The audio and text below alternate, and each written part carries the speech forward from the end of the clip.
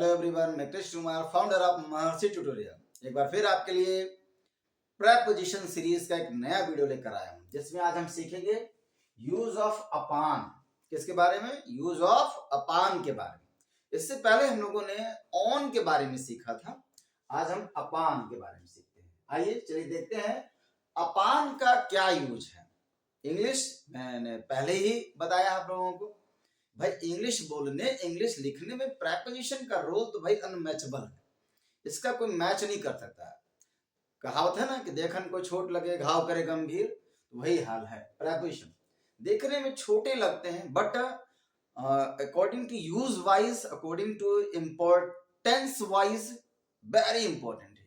महत्व के हिसाब से अगर हम देखें तो प्रेपोजिशन का रोल इंग्लिश लैंग्वेज को लिखने और सीखने और बोलने में बहुत ही अहम भूमिका है। आइए अपान का नंबर 1 के ऊपर, अका यानी अपान का यूज के ऊपर के सेंस में ऑन की तरह होता है, बट बड़े प्रभावशाली ढंग से अगर हम किसी बात को कहना चाहें, जैसे she sat upon the throne, यानी वो बैठ गई। कहां बैठी? सिंहासन पर बैठ गई।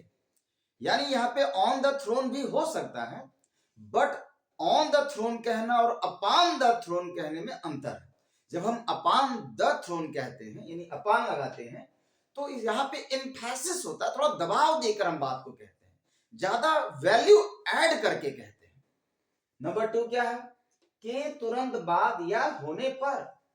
अपॉन का ये सेकंड यूज क्या है? के तुरंत बाद, यानी जब भी आपको लगे किसी एक घटना के तुरंत बाद दूसरी घटना होने वाली है, ऐसा सिचुएशन फील होता है। जैसे अपॉन हियरिंग द न्यूज, यानी क्या सुनने के बाद, क्या करने के बाद। तो न्यूज सुनने के तुरंत बाद क्या हुआ? शी स्टार्टेड क्राइंग, वो चीखने लगी, रोने लगी, चिल्लाने लगी। यानी एक घटना होने के तुरंत बाद दूसरी घटना स्टार्ट हो जाए, तो ऐसे परिस्थिति में ऑन के बजाय अपॉन लगाना इज बेटर। नेक्स्ट है, जैसे ये कहीं कहीं लिखा होता आप देखे होंगे कि पेमेंट अपॉन डिलीवरी, यानी भैया डिलीवरी जैसे सामान का हुआ तुरंत बाद आपको क्या करना है? पेमेंट करना है, इसलिए अपॉन का यूज किया गया। थर्ड यूज क्या है? मुहावरों और कहावतों में भी अपॉन यूज होते हैं। कुछ इडियम्स और फ्रेजेस होते हैं उसमें ऑटोमेटिक अपॉन लगा होता है। जैसे वंस अपॉन अ टाइम, ये तो बहुत पुराना है, आप तो फ्रेज है, आप सुने भी होंगे। किसी समय ना, या फिर रो अपॉन रो, यानी कतार पे कतार, कतार पे कतार। वंस अपॉन अ टाइम, किसी समय, एक बार की बात है। इस टाइप की कहावतों में अपॉन यूज होता है। फिर चौथा यूज क्या है भाई अपॉन का? बहुत नजदीक होना, यानी क्या? जब कोई कंडीशन या जब कोई इवेंट, जब कोई परिस्थिति, जब कोई घटना मतलब होने वाली है, लेकिन कब? वेरी सून, बहुत जल्दी, बहुत नजदीक है वो, आपको लग रहा है। जैसे किसी ने कहा the holidays are upon us, यानी छुट्टियां एकदम नजदीक आ गई हैं, हमारे एकदम नजदीक आ गई हैं, यानी शायद 1-2 दिन में छुट्टियां हो जाएं। कह सकते हैं द समर वेकेशन हॉलीडेज, ये जो समर वैकेशन है, आर अपॉन अस, वो एकदम अपॉन अस, एकदम नजदीक है हमारे, अब छुट्टियां हो जाएंगी। तो ऐसी परिस्थितियों में अपॉन लगा के हम बोल सकते हैं कोई भी घटना या कोई भी ऐसी कंडीशन जो बिल्कुल नजदीक समय में घटने वाली है, वहां पे अपॉन लगा के हम बात करेंगे।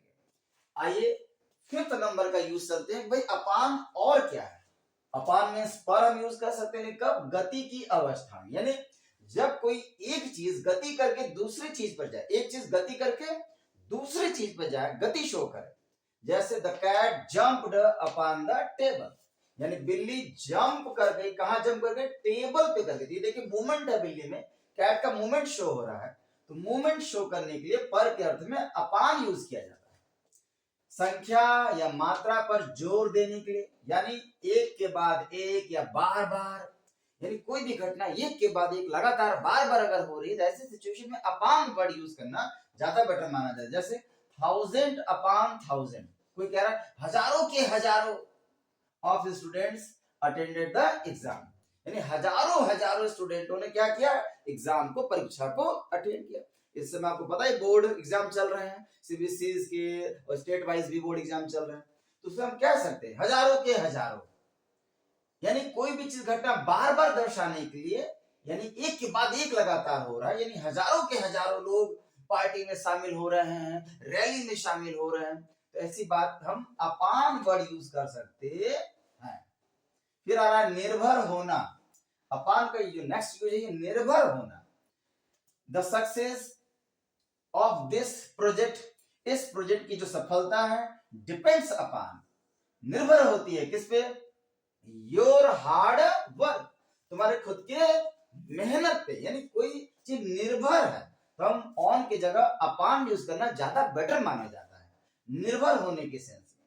फिर आता है जिम्मेदारी लेने के अर्थ में। अपान को हम जिम्मेदारी लेने के अर्थ में भी यूज कर सकते हैं, ये इसका बहुत खास यूज है, ध्यान से देखिएगा। ही टुक इट अपॉन हिमसेल्फ, यानी उसने क्या किया?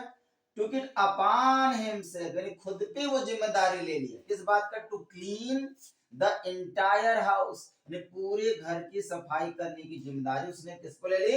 खुद पर ले ली। यानी अपान को यहाँ यूज किया गया है वो जिम्मेदारी लेने के सेंस में यूज किया है। इसने इस तरह से आपने देखा अपान के कई अलग अलग यूजेस हैं। जिस तरह ऑन का उसी तरह अपान का भी यूज है। अगर आप सही तरीके से अपान शब्द को यूज करना सीख जाएंगे तो आपके लिए अपान से रिलेटेड यानी इन सारी परिस्थितियों से रिलेटेड सेंटेंस को ट्रांसलेट करने में, स्पीक करने में, बोलने में कहीं ज्यादा कन्वीनियंस फील होगा। You will feel more convenient in using upon words. इसलिए ध्यान से इन सारे यूजों को आप नोट करिए, लर्न करिए और प्रैक्टिस करिए। Thank you for watching my Maharshi tutorial channel everyone. Thank you everyone.